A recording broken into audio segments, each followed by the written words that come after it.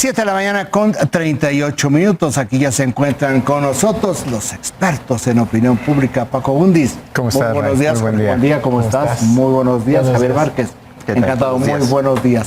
Tengo aquí en mis manos un libro que se llama El efecto Lucifer. Lamentablemente no está en español todavía, que lo escribió Philip Zimbardo y dice que este es un libro sobre cómo entender, es para entender cómo las buenas personas se convierten en malas.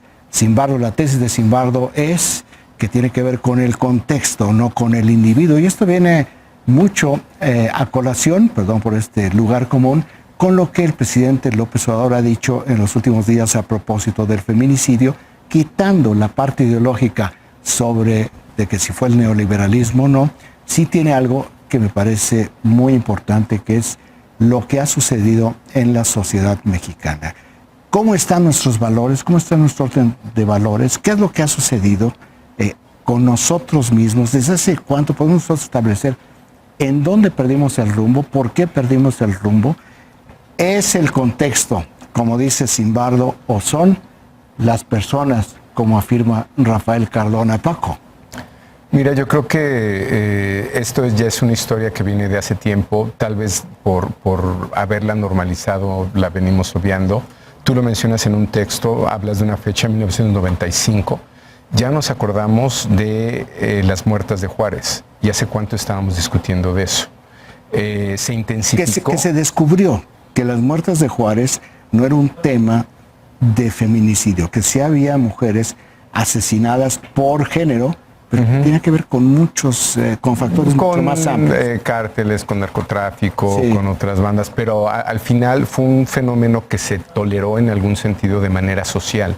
Esto pasó hace casi 20 años, un poco más.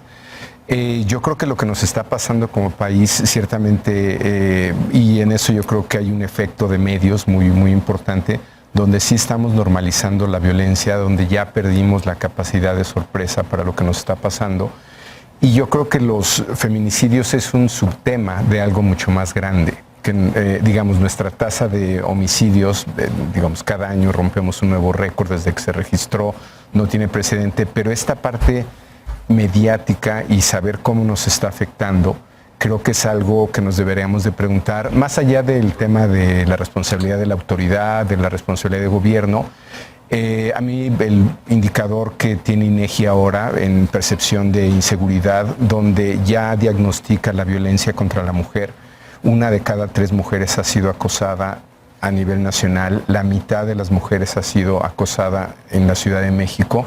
Creo que son indicadores, ya en sí mismo el que lo estemos midiendo, creo que ya te habla de una preocupación, de un problema que antes no teníamos. Oye, Javier, el Washington Post, que hace un largo texto bastante equilibrado sobre esta polémica del feminicidio, dice: para una sociedad acostumbrada a desayunarse con muertes, sorprende mucho que el tema del feminicidio haya generado todo este tipo de indignación. Entonces, un poco, no estamos tan perdidos y todavía mantenemos un poco de capacidad de asombro y de indignación por un fenómeno criminal como este. Sin duda. Siempre hay casos ilustrativos que mueven mucho la opinión pública. Los casos que denotan experiencias más cercanas a las personas son los que generalmente los medios retoman y tienen muchísimo más penetración en la opinión pública. Desde luego uno tiene que ver con el barbarismo del feminicidio de hace unas semanas, y siempre, casi siempre quiero decir, la presencia de una menor, lo habíamos platicado hace algún tiempo, la presencia de una víctima que es una niña, alguien inocente, también personas de avanzada edad, tienden a tener un gran efecto en la opinión pública. Y sí, también ha sido muy torpe la respuesta que se ha ofrecido, lo cual creo que sigue alentando que se siga hablando al respecto. Oye, Jorge, ¿tú crees que aquí tenemos el efecto Lucifer? No, yo soy más de la opinión de que hay efectos de contexto institucionales, incluso. Creo, como bien señala Francisco, este es, digamos, un subtema, es una parte más, digamos, del grave problema de inseguridad que venimos viviendo, de nuestra crisis, de nuestras instituciones de procuración de justicia y también dentro del Poder Judicial. Y justamente el caso de la pequeña Fátima, tan lamentable, yo creo que no podemos aislar, al menos en la etapa exploratoria. ¿Por qué nos simbra tanto? Pues porque no hemos visto o no se han visto tanto de este tipo de temas.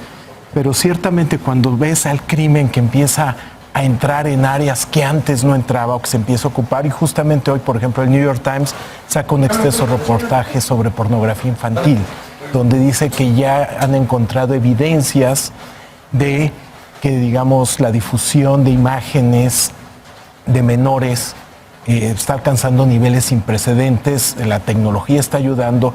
Entonces, creo que lo que estamos viendo, la trata de mujeres siempre ha sido un problema muy, muy grave. Yo creo que lo que estamos viendo es nuestra crisis de inseguridad está tocando áreas que antes, digamos, el crimen no se dedicaba a eso, ¿no? Hablábamos históricamente de narcotráfico, pero ahora vemos otro tipo de cosas. Pero esto que lo han estudiado mucho en el mundo, dicen, por ejemplo, el Banco Mundial, que tiene una estrategia de violencia de género, o para enfrentar la violencia de género, dice, encuentra como una de sus raíces el problema de la desigualdad. Entonces, no es un tema únicamente criminal, sino dice, el fenómeno del feminicidio está muy asociado con la desigualdad. Y en la parte de la desigualdad tiene que ver con la falta de acceso a las mujeres a muchas cosas, ¿no? Lo vemos y lo analizamos desde el punto de vista laboral, pero por ejemplo, acceso a recursos financieros, tecnológicos, o sea, hay mucha desigualdad y eso lleva, dice, no están empoderadas las mujeres. De los estudios que ustedes tienen, ¿qué tanto es el déficit que hay sobre empoderamiento de mujeres? ¿Lo tienen medido de esa manera?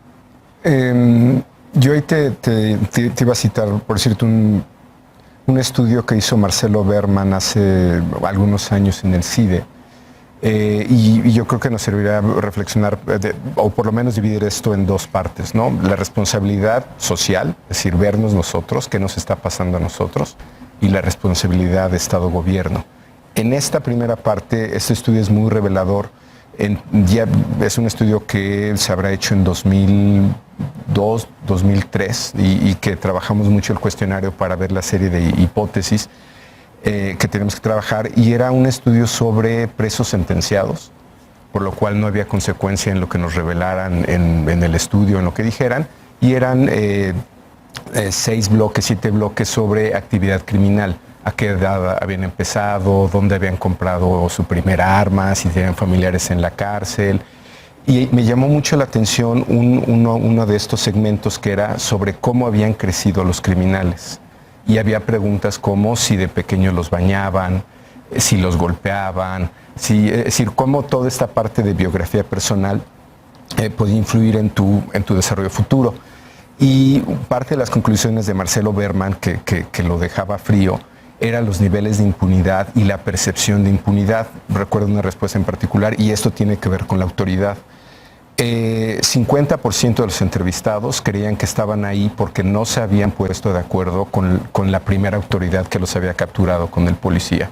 Otro 20% creía que estaba ahí porque no se había puesto de acuerdo con el Ministerio Público, y otro 15% más o menos decía que era porque no le había pagado bien el juez. Es decir, ninguno era culpable. El 90% percibía que era impune y que estaban ahí por un error estratégico que habían cometido. Y algo que preveía el investigador Marcelo Berman en ese momento es: esto no va a aguantar con estos niveles de impunidad que perciben los delincuentes. Y creo que es ahí donde entra la parte de la autoridad, porque si nuestro sistema judicial o nuestro sistema penal no está funcionando, pues la impunidad es lo que está. Lo que ahora le preguntábamos al diputado Pérez Negrón, ¿no? Muy bien, la Cámara de Diputados aumenta el castigo, le sube 5 años al delito, pero hay algo en el fondo, debajo de todo lo que está ocurriendo ahora, que a mí me da la impresión de que en la historia de México, en estas contradicciones en las que nosotros hemos vivido toda la vida, la mujer siempre ha viajado en el vagón de segunda. toda la historia de México es una historia constante de abusos en contra de las mujeres. Y durante mucho tiempo las mujeres vivieron gozosamente una sumisión casi esclavizada, ausente de derechos y de capacidades financieras, de organización, empresariales. Que no se nos olvide algo muy importante. Hace 70 años apenas las mujeres en este país no podían votar. El voto a la mujer se concede en el gobierno. Casi tampoco en Estados Unidos. Bueno, es que es la cultura occidental judeo-cristiana. De ahí viene el arranque de todo este desprecio por la condición femenina. Eso es un hecho absolutamente comprobable a lo largo de la historia. A mí este asunto de la presencia nociva de los factores sociales como gran explicación, a mí me parece que más que los factores sociales están los factores históricos que permiten ese tipo de organización social. Pero creo que aquí hay que hacer la distinción entre opinión y comportamiento. O sea, yo creo que hoy día las percepciones ciudadanas son menos machistas o menos discriminatorias de las mujeres de lo que era anteriormente, hace 30, 40 años. Que son. ¿No? Mira, asumamos que son iguales, que no han cambiado. Lo que estamos viendo es que ahora hay feminicidios, hay infanticidios, o sea, hay cosas que no habíamos visto a nivel de comportamiento.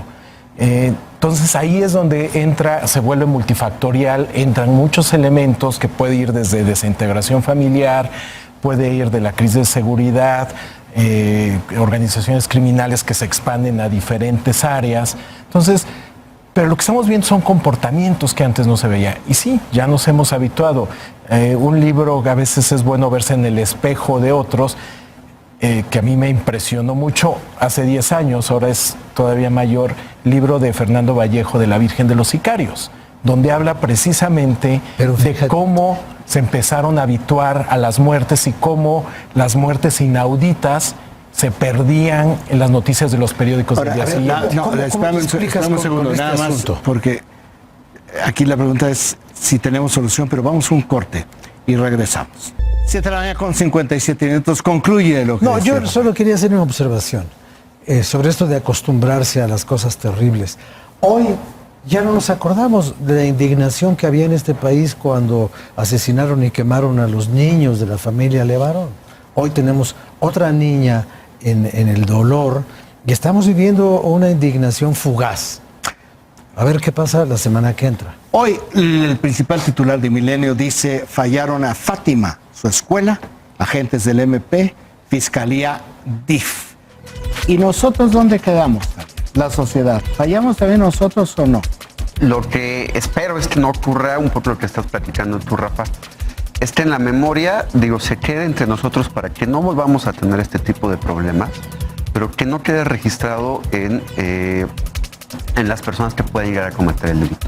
Lo decía muy bien Jorge hace rato, sí existe estudios que llegan a confirmar que frente a un escenario donde todos pueden, la licencia de poder hacer cosas malas, lo estoy diciendo del caso de matar, ocurrió en Colombia y aquí también hay muchas investigaciones sobre el aumento de homicidios del narcotráfico, también aumentó los homicidios en otras áreas, porque se ve que existe licencia, ¿no? Jorge, ¿fallaron las instituciones? Sí, y ausencia de instituciones, ¿no? O sea, creo que tenemos las dos. Creo que sí tenemos que tener instituciones que organicen esta indignación y que eviten que se pierdan, ¿no? Bajo, ¿tenemos solución en el corto plazo? Yo creo que debe de haber alguna estrategia de contingencia, ¿no? Algo tan sencillo como, para este caso que estamos hoy tratando, por ejemplo, la alarma Amber es una que funciona y que yo creo que socializar más se necesita ese tipo una de política que contenga y que dé el tiempo suficiente para medidas de largo plazo. Es un poco. Sí. Paco, muchísimas gracias, Javier. Gracias, Rey. Encantado, Jorge. Buen día. Muy buenos días. Rafael Cardona, 7 de la mañana con 59 minutos. Muchas gracias. Nos vamos, pero nos esperamos mañana aquí a las 7 de la mañana en Foro TV de una manera estrictamente personal. Que tengan muy buen día.